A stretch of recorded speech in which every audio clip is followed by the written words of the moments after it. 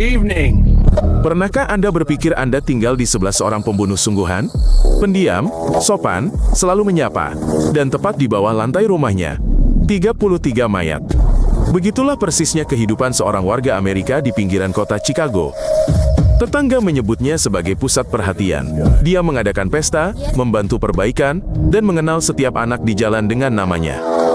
Di akhir pekan, dia berdandan sebagai badut dan tampil di pesta-pesta. Dia difoto bersama orang-orang berpengaruh. Satu foto.ti, samping istri presiden. Seorang warga negara yang benar-benar terhormat. Di bawah lantai kayu, di ruang bawah tanah sempit rumahnya, para penyelidik menemukan sisa-sisa 26 orang. Dia mengubur 3 lagi di halaman. 4 dibuangnya ke sungai. Tetangga memperhatikan baunya selama bertahun-tahun. Dia menjelaskan bahwa pipa bocor daging membusuk di lemari es. Tidak ada yang memeriksa. Mereka mempercayainya karena dia orang yang baik. Mereka menangkapnya secara kebetulan. Melalui seorang remaja yang hilang yang datang untuk membicarakan pekerjaan. 33 korban dalam 6 tahun.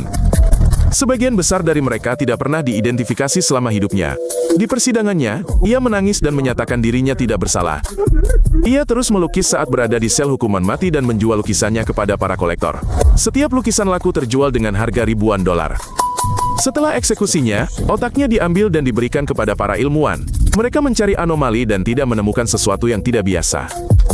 Hal yang paling menakutkan tentang orang-orang seperti itu adalah mereka tampak sangat biasa. Bayangkan, Anda mengunjungi seorang teman, sebuah apartemen biasa, sofa, TV, ikan di akuarium besar. Lalu Anda membuka kulkas dan terkejut.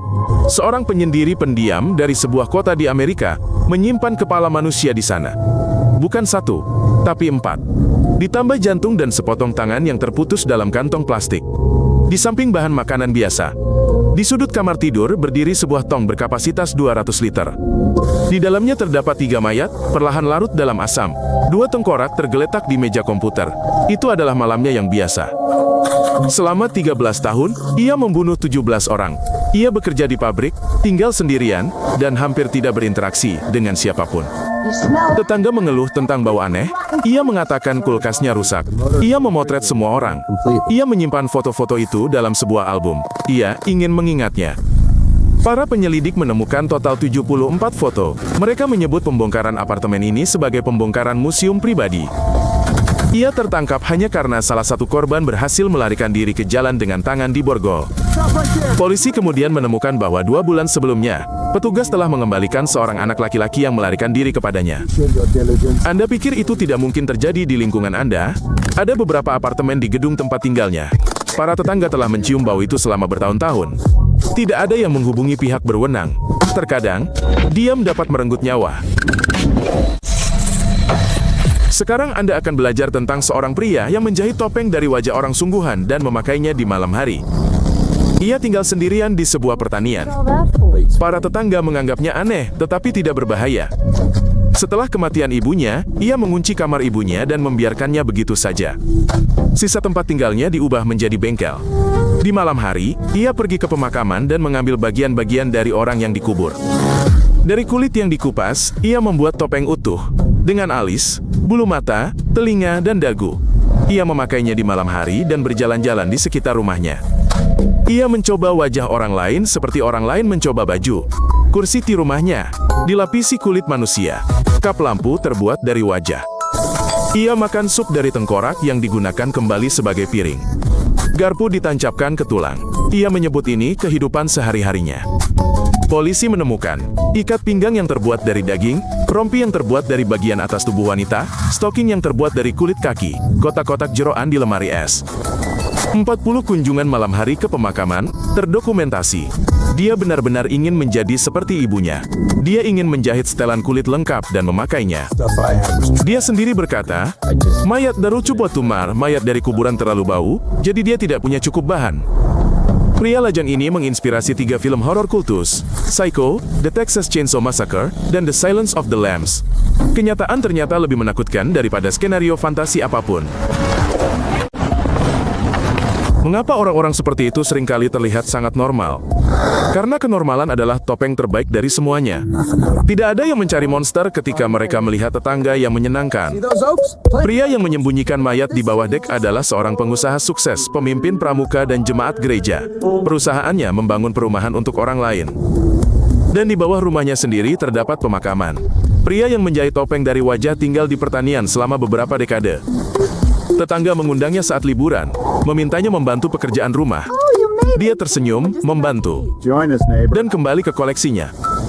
Pria yang menyimpan potongan tubuh di lemari es bertemu orang-orang di bar, menawarkan uang untuk pekerjaan sederhana. Dia tampak lembut, berbicara pelan. Mereka mempercayainya dan mengikutinya. Ketiganya memiliki satu kesamaan. Mereka tampak seperti orang yang dapat dipercaya. Orang-orang mengundang mereka. Orang-orang berfoto dengan mereka. Justru inilah yang melindungi mereka. Para spesialis yang mempelajari orang-orang ini setelah penangkapan mereka mengulangi hal yang sama. Mereka tidak memiliki tanduk. Tidak ada tatapan gila. Secara fisik, mereka tidak berbeda dari Anda. Mereka hanya tidak mampu berempati. Secara statistik, di setiap kota dengan populasi lebih dari 1 juta jiwa, setidaknya ada satu orang seperti itu yang tinggal saat ini. Tanpa disadari. Sopan. Mungkin seseorang yang Anda kenal secara pribadi. Apa yang terjadi di dalam diri seseorang yang mampu melakukan hal-hal seperti itu? Bukan hanya amarah. Ini adalah cara pandang tertentu terhadap dunia, di mana penderitaan orang lain sama sekali tidak menimbulkan respons. Hampir semua dari mereka terisolasi, dipermalukan, atau dilecehkan saat masih kecil. Beberapa menderita cedera kepala. Beberapa tumbuh dengan orang tua yang tidak stabil secara mental. Ini bukan alasan. Ini hanyalah fakta. Bagian otak yang pada kebanyakan orang dipicu oleh pemandangan penderitaan orang lain hampir tidak bereaksi pada orang-orang ini. Mereka tidak merasakan amarah pada korban. Mereka sama sekali tidak merasakan apapun. Salah satu dari mereka, selama interogasi, berkata, "Saya membunuh karena saya tidak ingin orang itu pergi." Dia tidak tahu bagaimana membangun hubungan.